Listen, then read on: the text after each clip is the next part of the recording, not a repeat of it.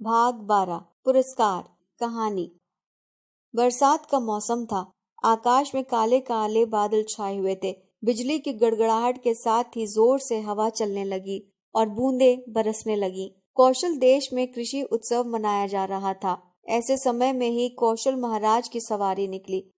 उस दिन महाराज किसान बनकर जमीन के चुने हुए टुकड़े पर हल चलाते और बीज बोते थे। जिस जमीन पर राजा के द्वारा हल चलाया जाता और बीज बोया जाता, उस जमीन के मालिक को 4 गुना रकम दे दी जाती और खेत राजा के हो जाते थे। इस बार मधुलिका की जमीन चुनी गई, इसलिए कौशल के सभी निवासी उसकी जमीन पर जमा हो रहे थे। सुंदर कन्याओं ने मंगल गीत गाए, पंडितों ने मंत्र पढ़े। तत्पश्चात राजा ने हल चलाना शुरू किया। लोगों ने खील और फूल बरसाए। कौशल के इस उत्सव में भाग लेने के लिए दूसरे राज्यों से भी लोग आए थे। इस साल मगध का राजकुमार अरुण आया था। हल चलाने के बाद राजा को बीज बोना था, इसलिए मधुलिका बीज उठाए राजा के साथ साथ चल रही थी। राजा ने धीरे धीरे सारे बीज बो दिए। थाल खाली हो गया, इसलिए कौशल नरेश ने उसमें कुछ सोने के सिक्के डाल दिए। ये जमीन की कीमत थी। मधुलिका ने प्रणाम करके सिक्के उठाकर राजा पर वार दिए और कहा, महाराज, ये मेरे बाप दादाओं की जमीन है। मैं इसे आपको ऐसे ही देने के लिए तैयार हूँ, पर बेचूंगी नहीं। इतना सुनते ही बूढ़े मंत्री चीखे, ना समझ, राजा की कृपा का अपमान मत कर। आज से तू राजा की सुरक्षा में है। राजा ने पूछा, कौन है ये लड़की? मंत्री ने कहा, महाराज, ये वीर सिंह मित्र की बेटी है। सिंह मित्र ने वाराणसी की लड़ाई में कौशल को मगध से बचाया था। राजा बिना कुछ कहे अपने शिविर को लौट आए। जय घोष के साथ उत्सव समाप्त हुआ। राजकुमार अरुण ये सब देख रहा था।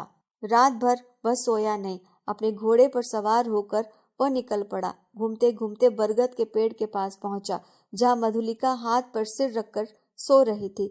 अरुण चुपचाप कुछ देर तक उसे अपलक देखता रहा। अचानक कोयल के कूकने से मधुलिका की नींद टूट गई। सामने एक अनजान को देखकर वह उठ बैठी। अरुण बोला, मैं मगध का राजकुमार हूँ। मैंने तुम्हें उत्सव में देखा, तभी से मैं तुम्हारे साहस का कायल हो गया हूँ। मजाक न करे राजकुमार, मैं बहुत दुखी हूँ।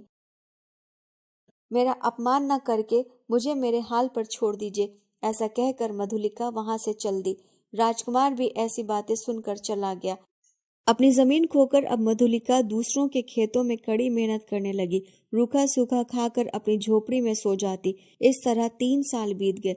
सर्दियों की एक रात में आकाश मेघों से आच्छादित था। रह रहकर बिजली चमक रही थी। आज बहुत दिनों बाद राजकुमार अरुण की कई बातें उसे याद आ रही थी। तभी दरवाजे पर खटखट हुई। कोई है? मुसाफिर को शरण चाहिए। बाहर से आवाज आई। दरवाजा खोलते ही बिजली चमकी। मधुलिका चिल्ला उठी। राजकुमार अरुण भी उसे देखकर हैरान था। कुछ रुक कर बोला, मैं बागी हो गया हूँ। मुझे मगध से निकाल दिया गया है। मैं कौशल में रहने आया हूँ। मधुलिका ने हंसकर कहा, राजकुमार, आपका स्वागत है। बारिश के बंद होते ही दोनों बरगद के पेड़ के नीचे जा बैठे। अरुण संभल कर बोला, मैं नया राज्य स्थापित करूंगा। तुम्हें राजरानी बनाऊंगा। नए राज्य की स्थापना करने में तुम्हें मेरी मदद करनी होगी। जो कहोगे वो करूंगी, मधुलिका ने कहा। तब अरुण ने उसे अपनी योजना बताई। मधुलिका राजा से मिलने उनके महल में गई। महाराज को प्रणाम करके बोली, 3 बरस हुए देव, मेरी जमीन खेती के लिए ली गई थी। अच्छा, तो तुम उसकी कीमत मांगने आई हो? बोलो, तुम्हें क्या चाहिए? मुझे किले के दक्षिणी नाले के पास अपने खेत के बराबर जमीन चाहिए। राजा मान गए। किले के दक्षिणी नाले के पास की जमीन सैनिकों हेतु महत्व रखती है। वहां से सैनिक किले का पहरा देते थे। जमीन मधुलिका को मिलते ही सैनिक वहां से हटा लिए गए। अरुण अपनी सैनिक टुकड़ी के साथ घने जंगल में छिप गया। वहां से अरुण किले पर हमला करने वाला था। यही उसकी योजना थी। मधुलिका का दिल उसे धिक्कार रहा था। मेरे पिता ने कौशल को बचाया था। उनकी बेटी होकर मैं दुश्मन की मदद कर रही हूँ। नहीं, कभी नहीं। ऐसा सोचकर इधर उधर भागने लगी। सामने से कौशल देश के सेनापति अपनी टुकड़ी के साथ आते हुए दिखाई दिए। वे उनके पैरों पर गिर पड़ी और बोली, आज रात किले पर चढ़ाई होगी। डाकू दक्षिणी नाले की ओर से आएंगे। जल्द कुछ कीजिए। सैनिक दक्षिणी नाले की ओर भागे। हमले की तैयारी करता हुआ अरुण पकड़ा गया। इस तरह उसकी योजना विफल हो गई। उसे बंदी बना लिया गया और राजा ने उसे प्राण दंड दिया। फिर मधुलिका बुलाई गई।